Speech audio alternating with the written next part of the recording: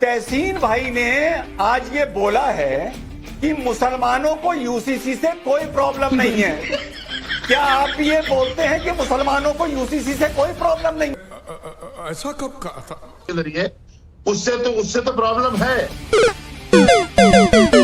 हम तो वो हैं जिसने पहली मस्जिद खुलवाई केरला में। हम किसी धर्म नहीं, को हम लोग मतलब नहीं करते। नहीं, हम लोग मतलब कौन है? हिंदू। हम लोग मतलब कौन है? तो आपको हम क्या नजर आ रहे हैं? आप हिंदू, हम हिंदू नहीं। गवर्नमेंट भी गलत, तुषार भी गलत, मोदी जी भी गलत, सब गलत। आप सही हैं। आप बताइए, क्रिमिनल लॉ अगर सेकुलर है तो क्या इसका मतलब सिविल लॉ कम्युनल है? मेरा टेक है कि पर्सनल लॉज इस मुल्क में होना चाहिए सिविल, उसके अंदर ये मेरा including Hindu tax break undivided family. मैं पर्सनल लॉज को डिफेंड करता हूं और जो भी रिकमेंड करने आप पर्सनल लॉज में करो। और मैरिज हे भारत के राम जगों में तुम्हें जगाने आया हूँ, साधर्मों का धर्म एक बलिदान बताने आया हूँ। जय श्री राम। नमस्कार दोस्तों, कैसे हैं आप सब लोग। भाई एक बात तो तय है, जिस डिबेट में रिजवान अहमद बैठे हों उस डिबेट में हंसी मजाक नोक झोंक और रोस्टिंग ना हो, ये तो संभव ही नहीं है। मुद्दा था असम के मुख्यमंत्री हेमंत विश्व शर्मा ने 2 घंटे का ब्रेक जो नमाज के लिए दिया जाता था, अब उस पर पूर्णतः ब्रेक लगा दिया। भाई जहां अदर समुदाय जैसे कि हिंदू, सिख, बौद्ध, जैन और अदर समुदाय के लिए कोई ब्रेक नहीं है, वहां किसी एक विशेष समुदाय को विशेष दर्जा क्यों दिया जाता है? मुद्दा उसी पर था जो बहुत ही मजेदार था। आप भी एंजॉय कीजिए। जय। अगर जुम्मे की नमाज के 2 घंटे ना मिले तो बाकी किसी धर्म वालों को भी तो नहीं मिलते, तो भैया दिक्कत क्या है? दिक्कत यह है कि आजकल बीजेपी के अंदर में नेताओं में कंपटीशन चल रहा है। तो ये तुम्हारा समस्या है। एक तरफ उत्तर प्रदेश के मुख्यमंत्री जी हैं, वो कहेंगे बटोगे तो कटोगे, लाल टोपी से भी उनको नफरत होने लगी है। इसी तरह से उधर हेमंत विश्व शर्मा है, उनको लगता है योगी जी ने ऐसा कहा तो हमें भी कुछ ऐसा करना है जिससे कि माहौल समाज के अंदर में ऐसा बना रहे, धर्म की राजनीति पे जोर दिया जाए। और वो चीफ मिनिस्टर को अपना विकास करना है, उनको अपनी ये सब बातें बोल के हाईलाइट होना है, जिससे हाईलाइट हो जाए। हम लोग डिबेट कर रहे हैं ना, नविका जी कर रही ना, यही तो चाहते थे और उसमें डिबेट हो भी रही है। और उसमें अभी देखो बीजेपी वाले उसमें आप आ भी रहे हैं, उस डिबेट में आप आ भी रहे हैं, मैं डिबेट कर भी रही हूँ, वो कराना भी चाह रहे हैं, सब कुछ आपको पता चल रहा है। आप कह रहे हैं कि संविधान को बचाना है, तो अजय आलोक जी, संविधान तो सेक्युलर है और बहुत से ऐसे राज्य हैं जहां असेंबली में ये छुट्टी नहीं मिलती। वो क्या राज्य जो है वहां पर मुस्लिम क्या लोग जो है वो चोला उठाकर बगावत का खड़े हो गए? नहीं, वहां ठीक है। तो सब जगह यूनिफॉर्म होना चाहिए, लेकिन दिक्कत किस बात की है इनको? ये कंपटीशन तो नहीं है हिमंता जी और योगी जी के बीच का? नहीं, मुझे हरा कुर्ता बस ये बता दें, संविधान में कहां लिखा हुआ है कि जुम्मे के दिन नमाज के लिए 2 घंटे की छुट्टी होनी चाहिए? नहीं लिखवाना हुआ है। आप लिखवाना चाहते हैं तो आपके 4 मुस्लिम सांसद हैं, कांग्रेस के 9 मुस्लिम सांसद हैं, 5 टीएमसी के सांसद हैं।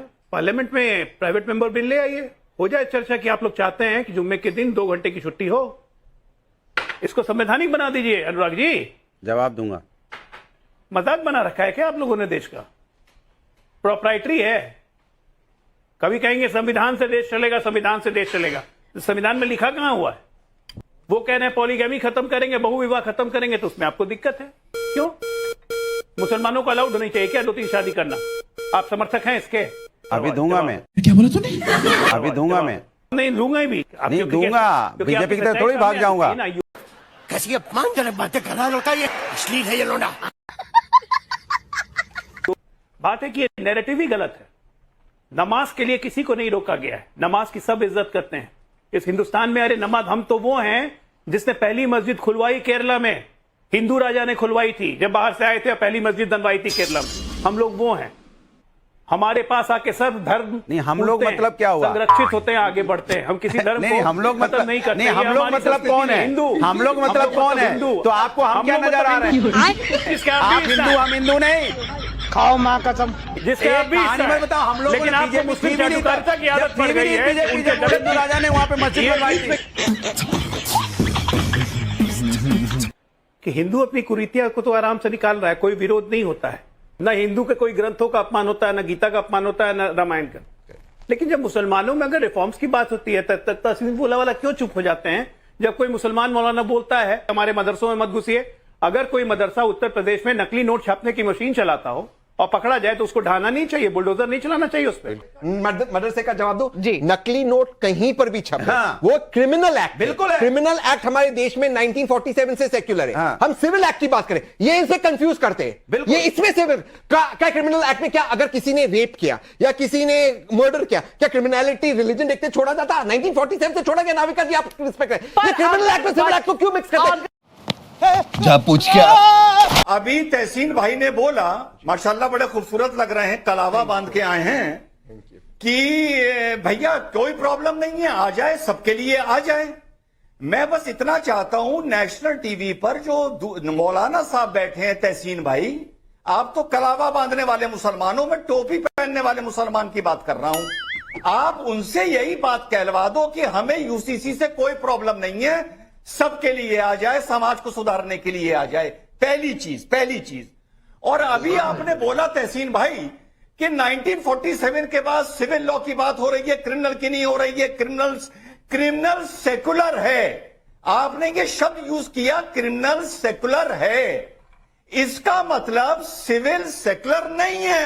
आप अभी जाने अनजाने अपने मुंह से बोल गए कि सिविल कानून, इसका मतलब भारत में क्रिमिनल है और क्रिमिनल कानून सेकुलर है, ये आपने बोला है जी। तो फिर आप तय कर लीजिए कि भारत का सिविल कानून जी। जिसमें मुस्लिम पर्सनल लॉ आता है, ये क्रिमिनल है या सेकुलर है, ये तय कर जवाब बताइए। एक ही लाइन में दे देता हूं। रिजवान भाई वापस थैंक यू आपके कॉम्प्लीमेंट्स के लिए, लेकिन इसका जवाब आप मुझसे नहीं, माननीय तुषार मेहता जी से ले लीजिए। कई बार, एक बार नहीं कई बार उन्होंने माननीय सुप्रीम कोर्ट में पर्सनल लॉज को डिफेंड किया है। एक मिनट, तहसीन भाई ने लगता है दीवार बहुत देखी है, बार बार कह रहे हैं पहले उसका साइन लेके आओ, पहले उसका साइन लेके आओ, पहले उसका साइन लेके आओ। अरे यार तहसीन, तुम तो साइन करो ना, मैं तो कह रहा हूं बार के साइन आते रहेंगे। पहली चीज, अभी मैंने आपसे एक सवाल पूछा एज अ कमेंटेटर, आपने तुषार मेहता पे ले जाके थोप दिया। गवर्नमेंट भी गलत, तुषार भी गलत, मोदी जी भी गलत, सब गलत, आप सही हैं। आप बताइए, क्रिमिनल लॉ अगर सेकुलर है तो क्या इसका मतलब सिविल लॉ क्रिमिनल है? देश के सामने आप अपना जवाब दीजिए ना, जवाब दीजिए। बाकी आप इधर उधर की छोड़िए, आपका क्या टेक है? मेरा टेक है कि पर्सनल लॉज इस मुल्क में होना चाहिए सिविल, उसके अंदर, ये मेरा टेक है। मैं पर्सनल लॉज को डिफेंड करता हूं, इंक्लूडिंग हिंदू टैक्स वेको अनडिवाइडेड फैमिली। मैं पर्सनल लॉज को डिफेंड करता हूं, और जो भी डिफेंड करने आप पर्सनल लॉज में करो। और मैरिज, डिवोर्स एंड इनहेरिटेंस के लिए स्पेशल मैरिज एक्ट है, जिसमें मेरी शादी हुई है, स्पेशल मैरिज एक्ट है, उसमें एक कानून है पूरे देश में, उसमें गलत क्या है? कमाल है। हिंदू सिख बौद्ध जैन सब एक लॉ में आए, लेकिन रिफॉर्म्स के पक्ष। जी मुफ्ती साहब देखिए जिस तरह से रिजवान भाई ने कहा कि टोपी वाले और कलावा वाले मुसलमान, मेरा मानना यह है कि हमारा मजहब हर शख्स को आजादी देता है। हमारे मजहब ने जो अहकाम जारी किए हैं उसको जो मानना है वो माने, जो नहीं मानना वो ना माने। मैं कब हो गया ये कब? मौलाना साहब, मैं आप मेरी बात समझे नहीं जो मैं तहसीन भाई को बोल रहा था। चलिए तहसीन भाई को 2 मिनट के लिए छोड़ते हैं। तहसीन भाई ने आज ये बोला है कि मुसलमानों को यूसीसी से कोई प्रॉब्लम नहीं है। क्या आप भी ये बोलते हैं कि मुसलमानों को यूसीसी से कोई प्रॉब्लम नहीं है? आप दोनों तय करके बता दीजिए आपस में। देखिए रिजवान भाई, जिस तरह से यूसीसी को पेश किया गया मीडिया के जरिए, आप लोगों के जरिए, उससे तो प्रॉब्लम है।